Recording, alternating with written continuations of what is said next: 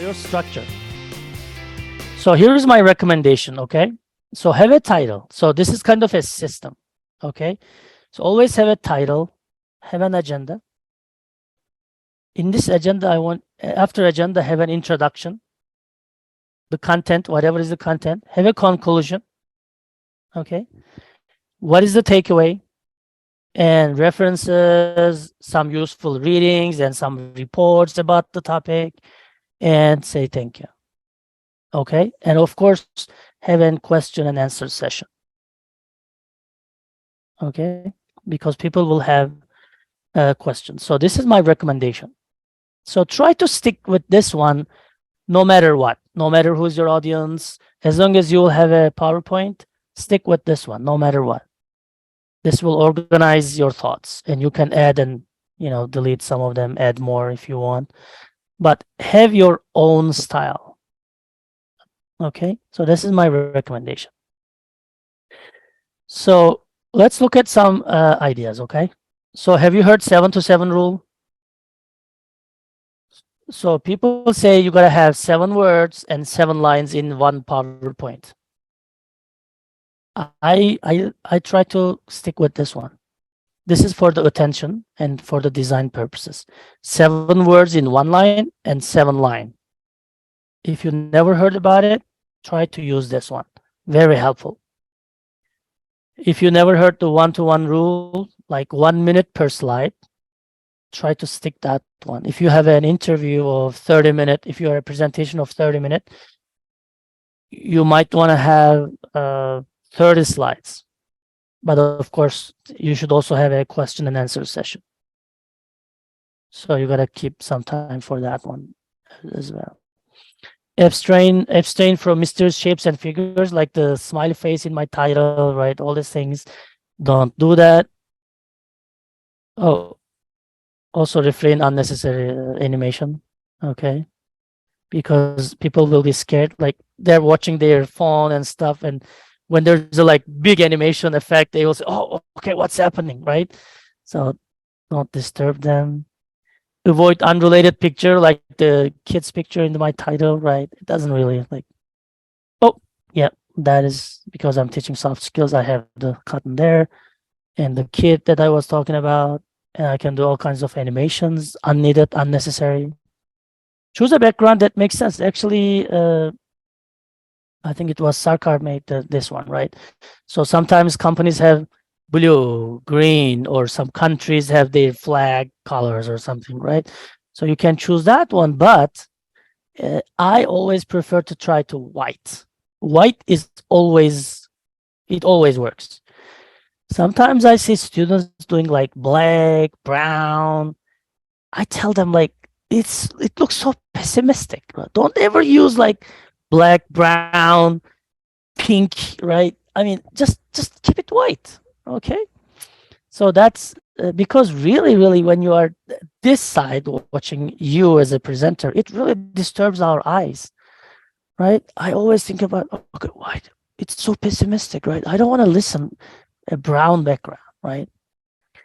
Any pretext, we talk about them. Company colors, if it's internal, yeah, company colors. But if it's black, tell them, let's not use black. Okay, let's not use brown. Okay, sometimes, of course, you have to. Some companies, like, they have standards, I understand, but just talk to them, right? Yeah. Like this one. This is a real presentation, PowerPoint, right? So first of all, what is this title? Like, says introduction. I mean, what does that mean? Nothing. So a title should be catchy. And Ricky remembers this from the literature reviews, right? Ricky, I always say, hey, titles should be eye-catching, right? Drawing attention. Like, is this a title? Introduction. Like, that's not a title, right? And you have the car in the background, and I can read it. And why do I have all this text? Remember, 7 to 7, 7 line, 7 words. Okay. And if you do things like that, like in the video, you're going to be a slave of your PowerPoint. You want to be a master of your PowerPoint. If you wrote this, a few audience will really read it like quickly. They're smart, and they're going to ask, what do you mean by this, right? And then now the conversation will deviate from your message to their curiosity, and you'll be talking about some really like unplanned stuff, right? So you're gonna be slave of your PowerPoints. And remember, even though you tell me, hey, audience doesn't really need to read all of these things, I'm just gonna like focus on. I'm really like my talk is really focusing on the primary components of the car. Well, then why are you including all others? Right? Just say primary components of the car and put a car name, car picture next to it, and that's it.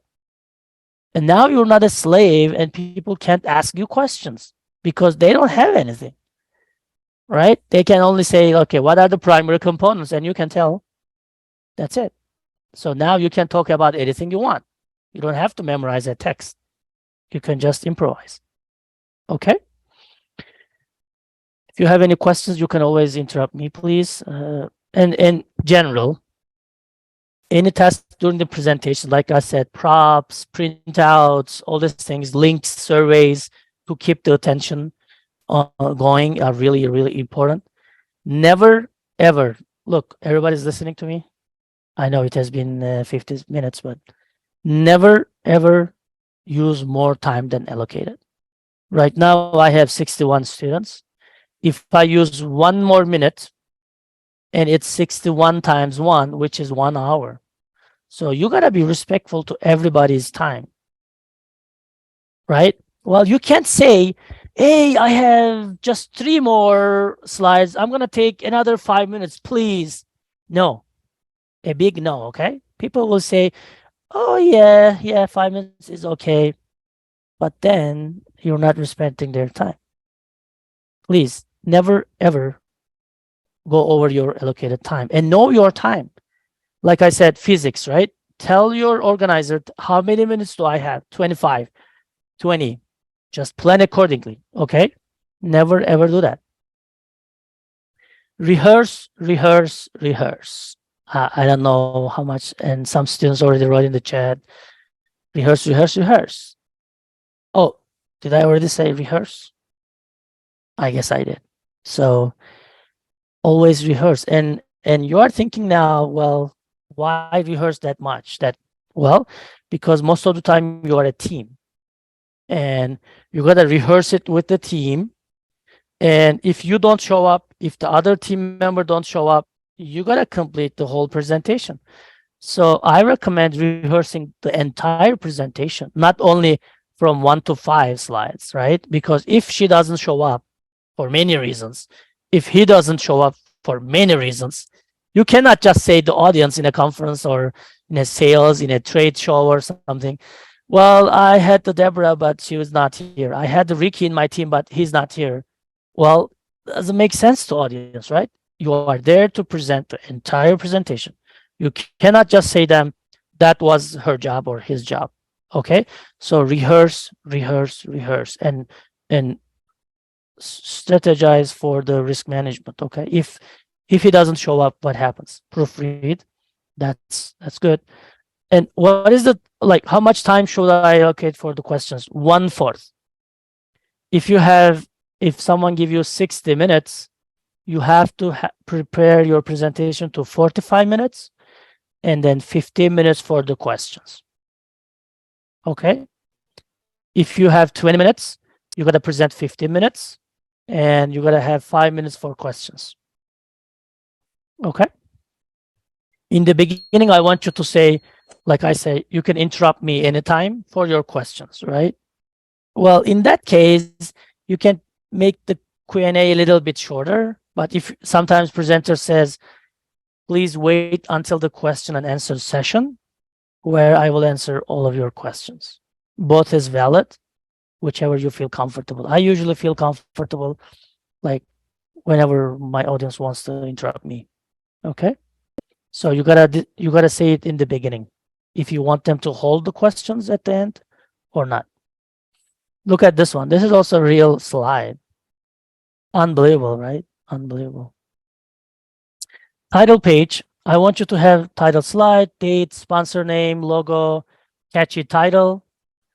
No typos allowed. I'm sorry for the typo there, right? No typos allowed. That's why you got to proofread it, rehearse it. Your name, contact information is very, very important. Sometimes I see the contact information in every slide. No, just have it in the title slide, because if you have it like your company logo, your contact information in every slide, then it distracts audience. They always look at that. Oh, does she have it in that slide? Oh, yes, she has. I wonder if she has the contact information in the next slide. And then when you open up the next slide, they say, there you go, she has it here. They're not listening to you. They're focusing on other things. Okay. So just have a plain slide, have an empty slide. No contact information, only in the title slide. Say clearly if it's confidential, if it's NATO secret, if it's top secret, if it's IP protected, whatever, right?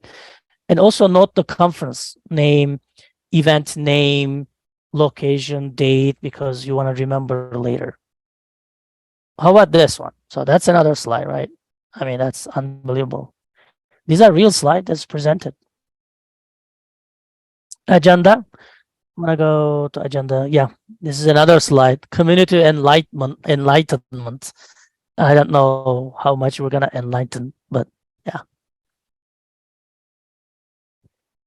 Start strong, smile, and show confidence. We're gonna talk about the details next time.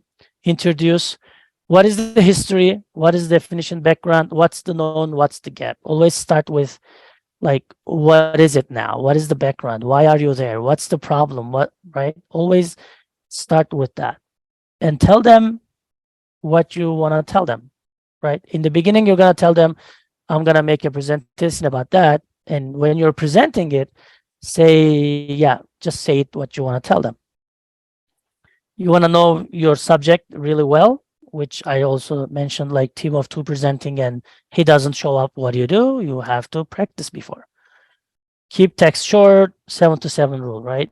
So 1-to-1 rule, consistent font, colors, and bullets. Sometimes when we say bullets, they just copy the whole paragraph and put a bullet in the beginning. That's not what we mean, right? Bullet and a few words. Bullet and a few words. Not the whole paragraphs, but a bullet in the beginning, right? That's not what we mean. Oh, sorry for my animation again. I have to wait. Avoid flashy animations, okay? Don't do what I just did. Avoid flashy animations. It really distracts people. Be aware of your audience motivation. For example, I'm really happy with the motivation of this audience because you want to do something for your lives, you volunteered, you want to improve your professional skills, and you are here, right? So motivation is kind of top. Sometimes when I was in the military, they just say, hey, Ali, you're going this. Well, I don't want to go there. Like, it's not my expertise. Well, we need to send somebody. Okay. Now think about my motivation. Going there and listening to presenter, nothing. Zero motivation, right? I'm just there to fill in some seats. Okay. So motivation is really important. And repeat your key message. If you say one time, it's not enough. It's a key message. You got to repeat it. You got to repeat it, right? Like I said, rules, rehearsals, and avoid animations. And you already saw multiple times. I'm trying to convey this message to you. Copyrights are important. References are important, of course. If you are getting from someone else's work, idea, you got to cite them, right? And social business power map. That's a real PowerPoint as well. Right? And sometimes people put out this and, well, it's not really important. I just want to focus today on standards. Well, then just show them this and tell them you can find this somewhere else and make another slide focusing in the standards. Instead of holding this on the screen all the time, show them this. This is the general picture. And then now we're going to focus on the standards and make another slides about the standards, right? So it is there and people are not distracted. And my caveat for such slides is just referral, reference purposes. If you want them, you can learn about this like other domains like social enterprise, cloud, social web and stuff, here's a slide with all the links, right? That's my caveat. You can have this slide for that purpose, for them to read it later, right? But if you want to talk about this slide in the standards section, just have another slide for standards, okay? No typos allowed. I'm sorry, my typo here. Okay, maybe one or no. I say only one typo throughout this presentation, because if you have two, then people will look at it and try to find the third one and the fourth one. They will always look at try to find the typos. Okay, so one is okay, two is not okay. That's why you gotta check less text, check it, get it proofread. Okay, use bullets like I said properly to remember the main points and not to be a slave for the PowerPoint. Be ready to summarize in 1-2 slides. What do you think that one is? Let's get some experience. Have you ever summarized the whole presentation in 1-2 slides?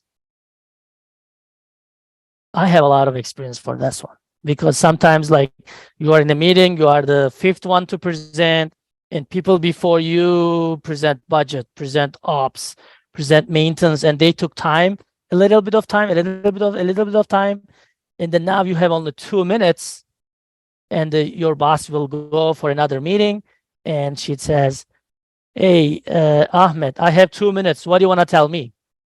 You cannot just tell him like, "Okay, no, I have 10 slides. These are really important. You got to listen to me." Well, he has to go. So what is the one slide or two that you want to show him in this 2 minutes? Because it happens.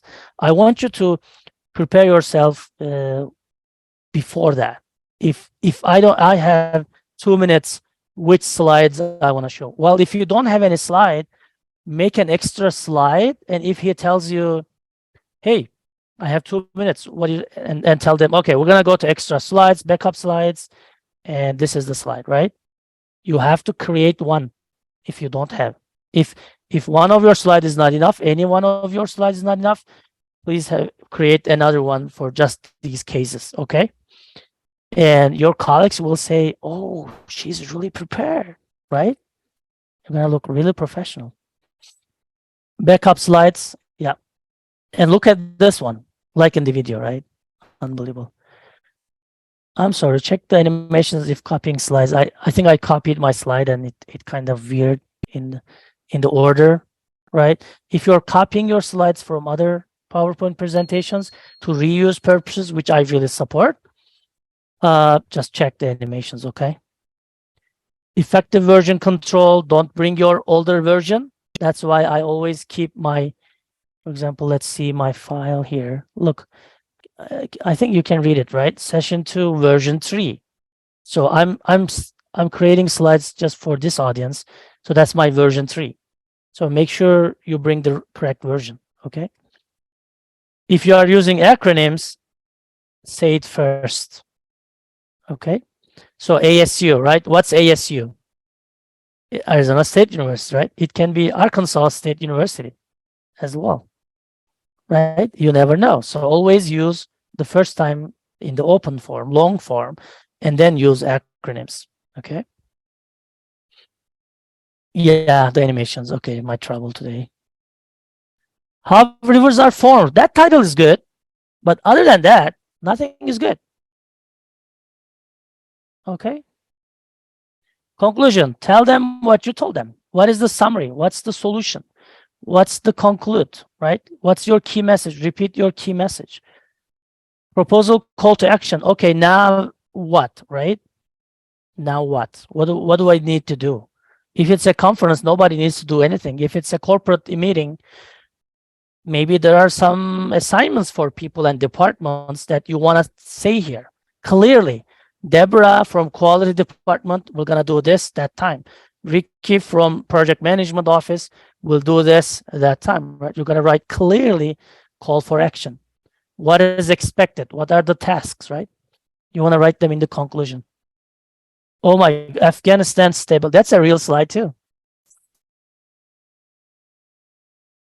People do these things, which my only caveat again, if you want to inform them, but you're not going to talk about this one, right?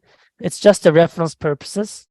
If you want them to print out and study later, that's fine. But other than that, shouldn't talk on this one. Okay. Takeaway: what are three things to remember in your in your presentation? What should they bring home? What should they bring office? Right. That's why I said in the beginning, what did you do about your soft skills? Did you do anything really? Like, because I want you to do one thing: practice. What did you do to practice? Right. What is the message that you want them to receive? How are they gonna follow up? Did you give them email? Did you give them your booking link? Most of the companies have some, links to book some appointments with salesperson or things like that. What is the mean to follow up, right? What is the contact information? Is it okay to call you? Do you have a number, or is it email, or is it Slack? What do you want to do, right?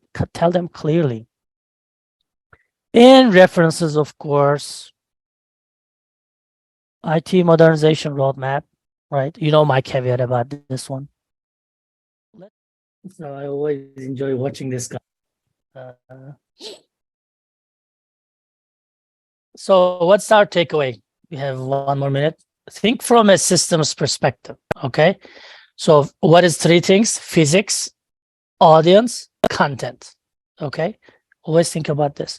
Remember the phases. Not only when you say hello to presenter, to audience, pre, post, and after some time, okay? Get it proofread, rehearse with the team, with the same situations. Like if I'm doing this over Zoom, I should not rehearse like in my computer without Zoom, right? Be positive and engaging, which we will talk about more next week. Be confident, know how to use the software, always follow up. Well, it's not easy as it seems, okay? One thing before you leave, and I'm going to stay here if we'll talk about more if you need it or if you have any individual questions, but your slides shouldn't make sense without you.